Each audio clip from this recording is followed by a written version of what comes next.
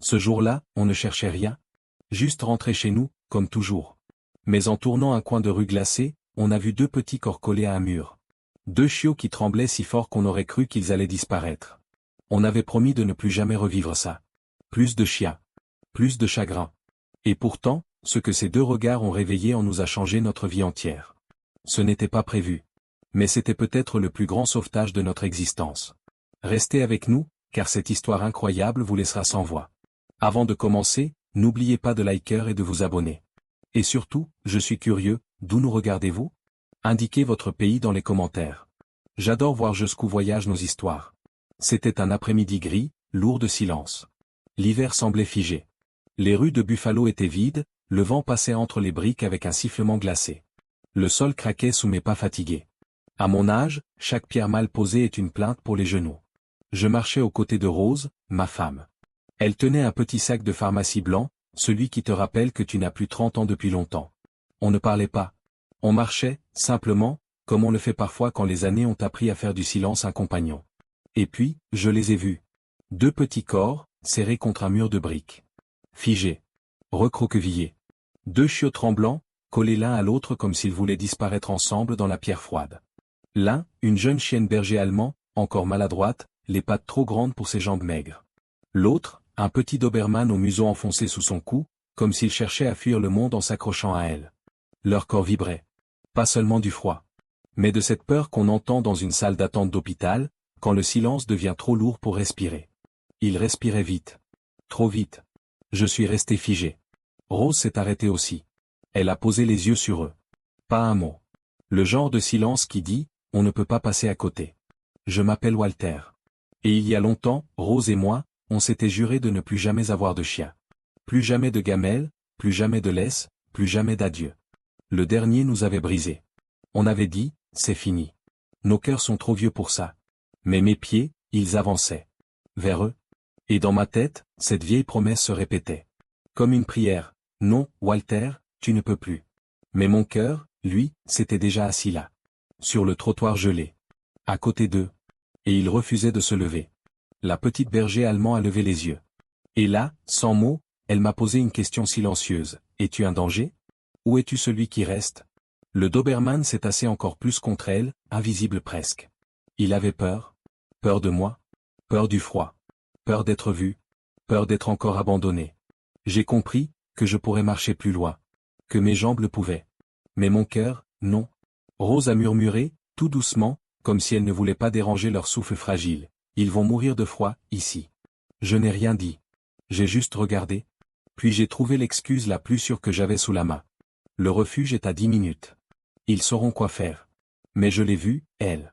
La petite chienne. Qui s'est serrée encore plus contre son compagnon, comme si le mot refuge lui avait fait peur lui aussi. Rose a levé les yeux vers le ciel. Ce gris profond qui annonce que la nuit va tomber plus tôt que prévu. Ils ferment dans 1 heure, a-t-elle dit. Et après, tu sais, ils seront mis dans une cage froide jusqu'au matin. Elle ne regardait pas le ciel. Elle les regardait, eux.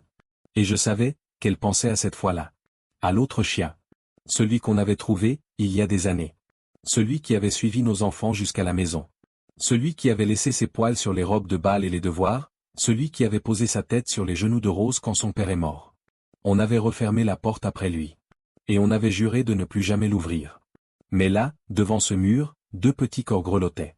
Et mon cœur, ce cœur si vieux, se mettait à battre comme s'il avait encore quelque chose à donner. Je me suis entendu dire les mots avant même de les penser. Ils peuvent rester une nuit. Une seule nuit.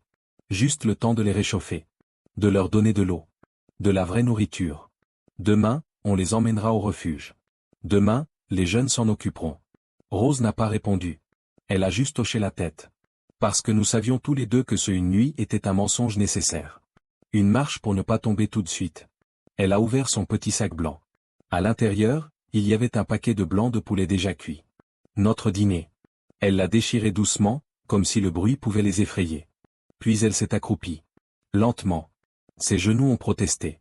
Les miens aussi, rien qu'en la regardant. Bonjour, ma belle, a-t-elle murmuré. Juste un petit morceau. La chienne berger allemand a fixé la main de Rose. Longtemps. Son nez a frémi. Elle a avancé d'un pas hésitant. Ses pattes glissaient presque. Elle a pris le poulet. Elle a mâché lentement, comme si elle se demandait si elle avait le droit d'être nourrie. Puis elle s'est arrêtée.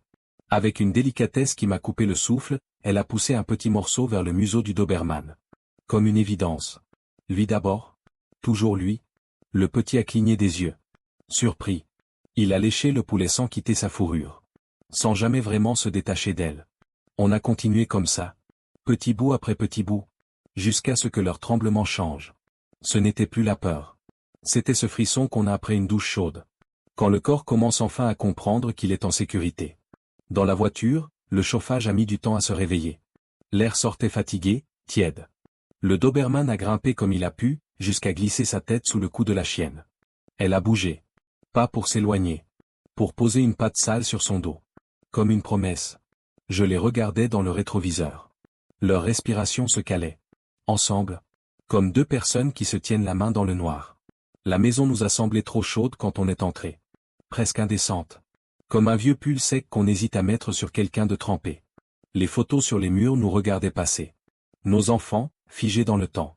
Les petits-enfants, sourires incomplets. Une maison pleine de souvenirs, mais devenue trop silencieuse. Rose est allée droit vers le radiateur du salon. Elle a étendu une vieille couverture à carreaux. Celle qui a vu plus d'hiver que moi. Elle a posé une gamelle d'eau tiède. Une autre de croquettes, mélangée au reste du poulet. On n'est pas un refuge, ai-je marmonné. Deux retraités. Des piluliers. Des dos fatigués. La chienne s'est approchée la première. Toujours elle. Elle a bu prudemment. Mangé lentement. Puis elle s'est écartée juste assez pour laisser la place à l'autre. Le Doberman buvait comme si c'était peut-être la dernière fois. Il s'arrêtait souvent. Pour vérifier qu'elle était toujours là. Dans la salle de bain, l'eau était juste tiède. Ils ont voulu reculer. Les griffes glissaient dans la baignoire. Rose a commencé à fredonner un vieux air. Moi, j'ai posé une main sur chaque petit thorax. Les battements étaient rapides. Trop rapides. On a lavé la rue, le sel, la poussière. On a découvert des ventres doux, des oreilles abîmées par le froid, des pattes mordues mais encore vivantes. À un moment, ils ont levé la patte en même temps. Ensemble. Ils l'ont plongée dans l'eau. Puis ils se sont regardés. Comme s'ils se disaient, on a survécu à ça aussi. Quand on les a installés sur la couverture, près du radiateur, ils se sont roulés exactement comme contre le mur. Le même nœud. Le même refuge. Je me suis relevé, décidé à ne pas m'attacher. À ne pas rester trop longtemps. C'est là que la chienne a tendu sa patte. Une petite griffe s'est accrochée au bas de mon vieux pull. Elle n'a pas pleuré.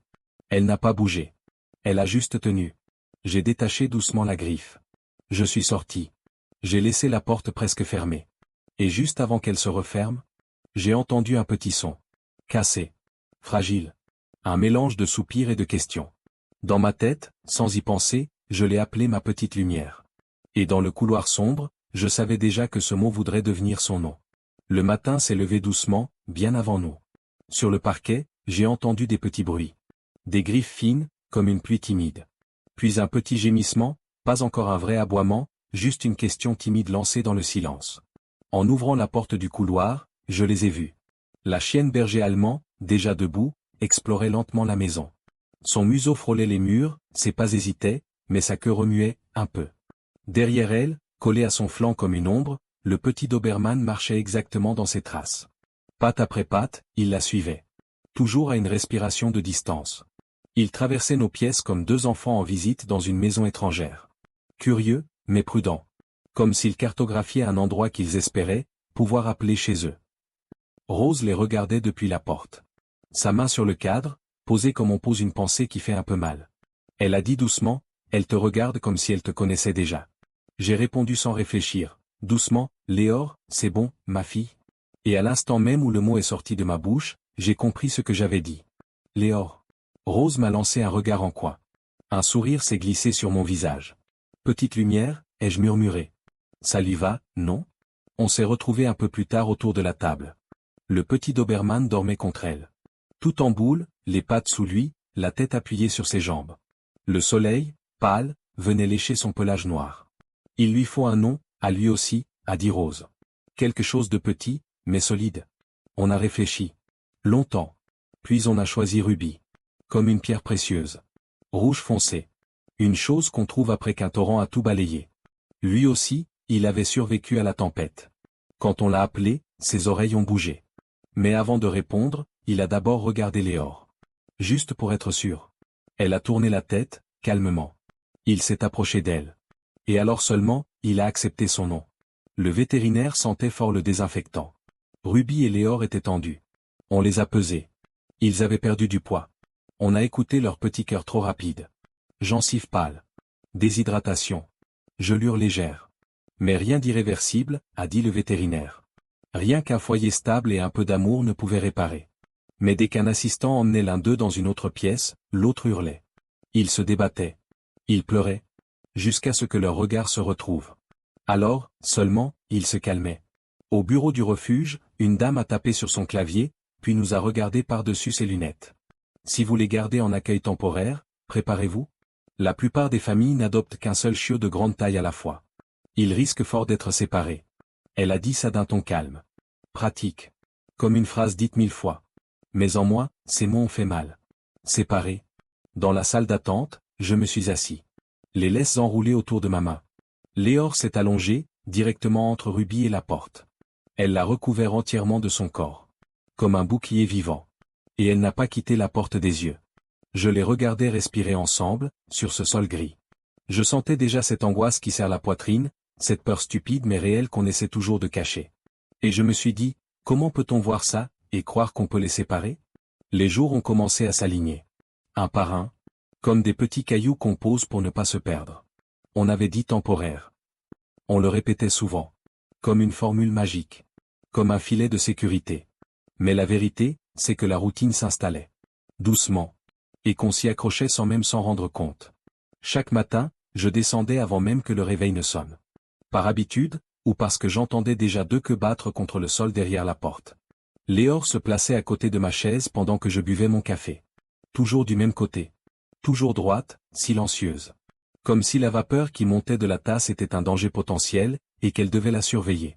Ruby, lui, attendait Rose. Dès qu'elle ouvrait la porte, il fonçait vers elle.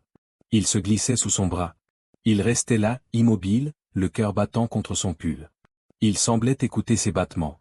Juste pour être sûr qu'elle était bien là. On posait les gamelles toujours à la même heure. Sur les vieux carreaux fissurés de la cuisine. Les mêmes depuis 30 ans. Léor laissait Ruby s'approcher d'abord. Mais s'il devenait trop gourmand, elle le repoussait doucement du museau. Pas méchamment. Juste pour lui dire, il y en a pour nous deux. L'après-midi, la maison était plus vivante qu'elle ne l'avait été depuis des années. Les bruits avaient changé. Plus de silence pesant. On entendait les gamelles cliqueter. Des petits bruits de langue sur l'eau. Parfois un soupir de Léor quand Ruby la poussait trop fort. Le soir, tout ralentissait. Moi, dans mon vieux fauteuil à bascule. Le bras gauche un peu lâche, mais toujours fidèle. Rose sur le canapé, son panier à laine sur les genoux, le fil traînant jusqu'au tapis. Léor s'allongeait sur mes jambes. Son poids était réel. Rassurant. Sa tête chaude sur mes genoux m'obligeait à rester là. À ne pas fuir dans une autre pièce. À rester présent. Avec elle. Ruby se recroquevillait aux pieds de Rose. Toujours en boule. Mais avec une patte qui touchait sa pantoufle. Comme une encre. Un contact indispensable pour dormir. Parfois, la télé murmurait en fond. Mais je n'écoutais rien. Mon attention était ailleurs. Sur le souffle calme des deux corps endormis. La première nuit, j'avais fermé la porte de la chambre. Fermée complètement. C'était mieux. Plus ça. La troisième nuit, elle était entr'ouverte. Juste au cas où. Vers 2 heures du matin, un bruit léger m'a réveillé. Le frottement discret de 2 paires de pattes sur le tapis du couloir. Puis j'ai vu la lumière sous la porte. Une fine ligne dorée. Et dans cette ligne, 2 petits museaux. 4 yeux brillants. Calmes. Silencieux. Ils ne sont pas entrés. Ils n'ont pas gratté. Ils n'ont rien demandé. Ils sont juste restés là. Couchés. Épaule contre épaule. Leur regard posé sur nous. Assez longtemps pour vérifier qu'on était encore là. Qu'on n'avait pas disparu. Puis j'ai entendu un soupir. Léger. Soulagé. Le genre de soupir qu'on pousse quand une peur s'en va, juste pour cette nuit. Et leurs ombres ont glissé hors de la lumière. Moi, je suis resté éveillé. Mon cœur battait un peu plus fort. Mais pas de peur. De certitude. Il ne dormait pas seulement ici. Il commençait à vivre ici. Un jour, le téléphone a sonné plus tôt que d'habitude. Le café était encore chaud. La voix au bout du fil était polie. Chaleureuse. Une femme du refuge. On a une famille intéressée par Ruby, a-t-elle dit. Un couple jeune. 2 enfants. Jardin clôturé. Ils ont déjà eu des chiens. Sur le papier, tout était parfait. Je me suis tourné vers le salon. Ruby était couchée sur les pattes de Léor. Pas à côté. Pas proche. Sur elle. Sa petite tête posée juste là, contre son cœur. Comme s'il avait besoin de ses battements pour respirer. Rose a mis le téléphone sur haut-parleur. La femme parlait de garantie. De revenus stables. De vétérinaire de confiance. Puis Rose a demandé doucement, seulement pour Ruby? Un silence. Léger. Mais il disait déjà tout. La plupart des familles commencent par un seul chiot, a répondu la voix. 2 gros chiens, c'est beaucoup, surtout avec des enfants. C'était raisonnable. C'était logique. Mais en moi, une alarme s'est mise à hurler. Ce n'était pas de la colère. C'était une douleur. Comme un fil qu'on tire trop fort dans un tissu fragile. On a préparé Ruby. Et Léor. Parce que, bien sûr, ils ne comprendraient pas l'un sans l'autre. Rose a brossé leurs poils jusqu'à ce qu'ils brillent. Ruby avait l'air d'un petit bijou noir. Léger. Brillant. Léor, elle, avait cette élégance naturelle, calme. On aurait dit une reine fatiguée par l'hiver. On a trouvé 2 colliers neufs dans la boîte du refuge. On a nettoyé les attaches. Elles ont claqué avec ce petit clic net. Celui qui fait mal sans qu'on sache pourquoi. Mais dès que j'ai saisi la 2e laisse, Ruby a changé. Tout son corps. Ses muscles se sont figés. Sa tête s'est baissée. Et il s'est collé contre la poitrine de Léor. Comme une ventouse. Comme une peur. C'est juste pour une visite, ai-je murmuré, la gorge serrée, en passant la laisse doucement autour de son cou. Léor s'est levé immédiatement. Raide. Vigilante. Son épaule contre la sienne. Leurs laisses se sont emmêlées avant même qu'on atteigne la porte. Ils refusaient d'être séparés. Même de 3 pas. Quand la famille est arrivée, Ruby tremblait. Mais pas du froid. C'était plus profond. Un tremblement qui vient de l'intérieur, comme un sol qui craque. Les enfants se sont penchés vers lui. La petite fille a tendu la main. Ruby l'a léché doucement. Son petit museau cherchait un repère. Mais ses yeux, restaient fixés sur Léor. Le garçon a pointé Léor du doigt. Elle est grande? C'est sa maman? Léor n'a pas répondu. Elle s'est simplement placée un peu en retrait. Assez loin pour fuir les caresses. Mais assez près pour ne pas quitter Ruby des yeux. Comme si elle comptait chacun de ses souffles. On a discuté. De nourriture. D'horaire. Des bruits qui le font sursauter. Je savais que Rose me regardait. Elle attendait. Elle savait que ce serait moi qui prononcerais les mots. Puis le père a pris la laisse de Ruby. Doucement. Il a fait quelques pas vers le couloir. Ruby a tenu 2 mètres. Peut-être moi. Puis il s'est arrêté. Net. Il a poussé un tout petit cri. Cassé.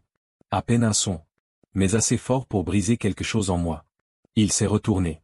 Il a tendu tout son corps vers Léor. Ses pattes raclaient le tapis. Il voulait revenir. Et au même moment, Léor a bondi. Elle aussi. Elle a tiré.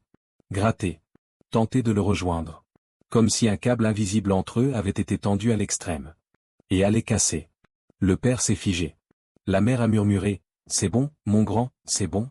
Mais sa voix tremblait maintenant. Et puis, la petite fille les a regardés tous les 2. Leur corps tendu. Leurs yeux. Leur laisse tirée au maximum. Et elle a dit, « Pourquoi vous essayez de les séparer ? On dirait un seul chien avec 2 queues. » Personne n'a su quoi répondre. Ce soir-là, à table, on a peu parlé. Le bruit des fourchettes contre les assiettes remplaçait les mots. Sous la table, Léor et Ruby étaient couchés. Leurs flancs se touchaient. Leur souffle montait et descendait comme une seule vague. Rose a posé sa fourchette. Elle a soufflé doucement. On voulait juste les aider à passer l'hiver. Tu te souviens? J'ai hoché la tête. Mais je ne voyais déjà plus cette maison sans le bruit de leurs pattes. On n'en a pas parlé tout de suite. Pas vraiment. Pas avec les mots. Mais quelque chose avait changé. Définitivement. Le lendemain matin, Rose était déjà assise à la table quand je suis descendu. Devant elle, un vieux classeur. Usé. Les bords cornés.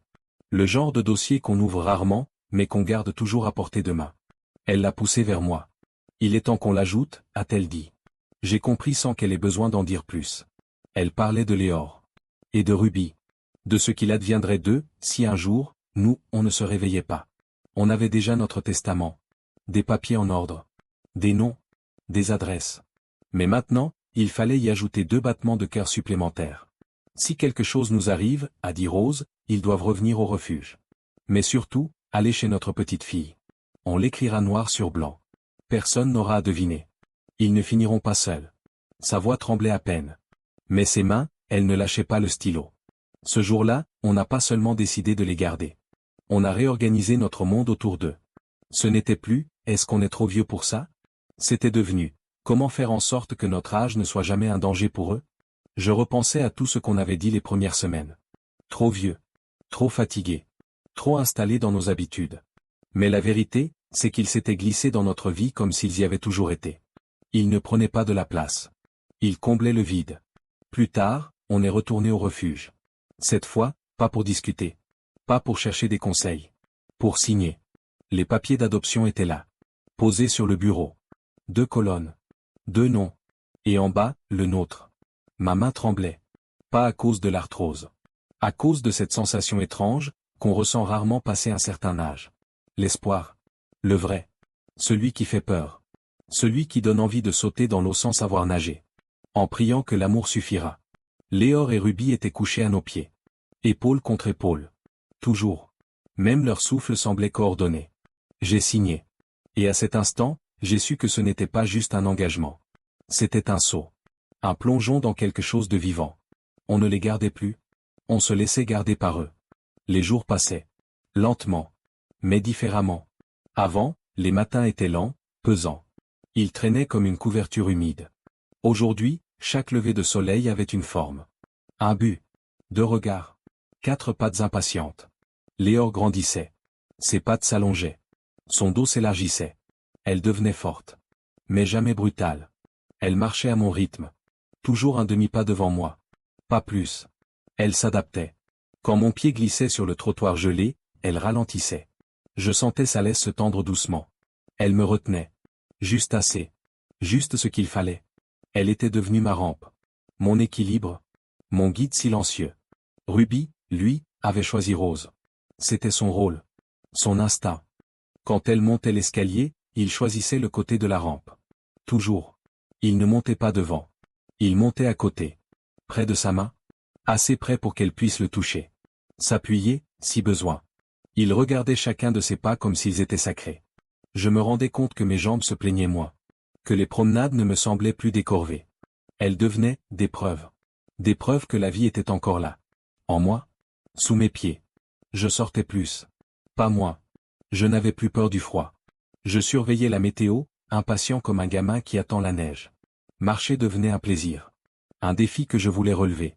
Je repensais à mes premiers mois de retraite. Au matin sans but. À ces heures vides, où je restais au lit en me demandant s'il valait mieux me lever à 6 heures, ou à 10.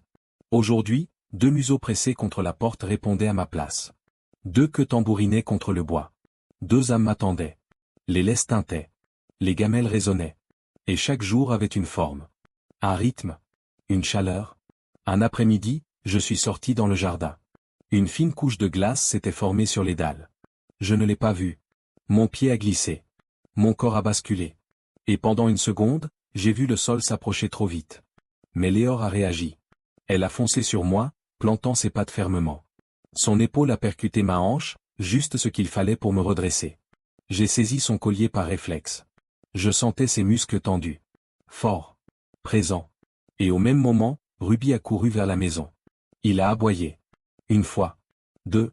Pas de panique. Juste un appel. Un signal. Rose est sortie en courant. Il n'y avait pas eu de sirène. Pas de blessure. Juste une glissade. Un vieux bonhomme sauvé par 2 chiens. Ce soir-là, allongé dans mon fauteuil, mes jambes couvertes de leurs 2 corps endormis, une pensée m'a traversé. Je croyais les avoir sauvés. Mais c'était eux, qui nous sauvaient, chaque jour, un peu plus. Si tu veux, je suis prêt à écrire le chapitre 8, le dernier. Il clôt l'histoire avec émotion, paix, et un appel naturel à l'amour et à la transmission. Dis-moi simplement chapitre 8 et je te le rédige. Chapitre 8. Voici le chapitre 8, le dernier. Il boucle l'histoire avec douceur, chaleur, et une réflexion sur la vieillesse, l'amour, et les secondes chances. La fin inclut une invitation simple et naturelle à aimer, partager, s'abonner, comme tu l'as demandé. Les saisons ont passé. Sans bruit. Notre maison, elle ne semblait plus aussi vieille. Elle respirait autrement. Léor et Ruby remplissaient chaque pièce. Pas par leur bruit, par leur présence. Les petits-enfants venaient plus souvent. Plus seulement les jours de fête. Ils arrivaient avec des jouets qui couinaient, des balles usées, des rires trop forts. Et toujours les mêmes gestes doux pour caresser Léor. Pour suivre la ligne du dos de Ruby avec leurs petites mains. Quand les jeux devenaient trop bruyants, les chiens se couchaient au milieu du salon. Tranquilles. solide. Et les enfants comprenaient sans qu'on dise un mot. Le calme revenait, porté par 2 corps chauds et paisibles.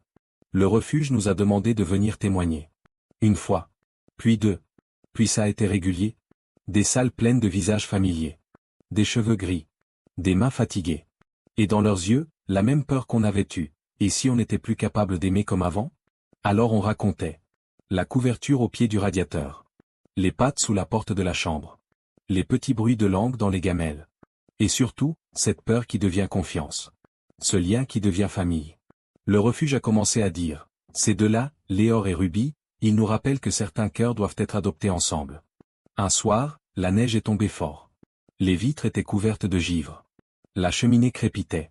Rose a tiré une couverture sur ses genoux. Léor a posé sa tête sur mes pieds. Ruby s'est glissée contre elle, comme toujours. Je les ai regardés. Le feu se reflétait dans leur pelage. Et j'ai murmuré. On a vécu une longue vie, mais ce sont ces 4 pattes, qui nous ont appris à la vivre jusqu'au bout. Plus tard, quand tout était calme, je suis resté un moment éveillé. Écoutant leur souffle. Leur paix. Et une pensée s'est glissée en moi. Silencieuse. Persistante. Combien d'autres passent à côté d'un mur de briques, par une journée froide, sans savoir que derrière 2 ombres frissonnantes, il y a un miracle qui les attend? Combien de cœurs se ferment trop tôt, en pensant qu'ils sont trop vieux pour ce genre d'amour? Je regarde aujourd'hui notre maison. Les tapis pleins de poils. Les gamelles dans la cuisine. Et je sais que tout ça, c'est de la vie. Pas parfaite. Mais vrai. On dit que l'amour est pour les jeunes. Pour les débuts. Pour les premières fois. Mais moi, avec mes lunettes de lecture, mes pilules triées dans des boîtes, et mes genoux fatigués, je vous dis autre chose. L'amour ne regarde pas les dates de naissance. Parfois, le foyer parfait pour 2 âmes perdues, c'est justement celui qui sait ce que ça veut dire, perdre. Et choisir d'aimer encore. Et si Léor et Ruby ont réveillé quelque chose en vous, alors ne le laissez pas s'endormir. Aimez. Partagez leur histoire. Abonnez-vous. Peut-être que grâce à vous, une autre petite lumière ne tremblera plus jamais seule dans le froid.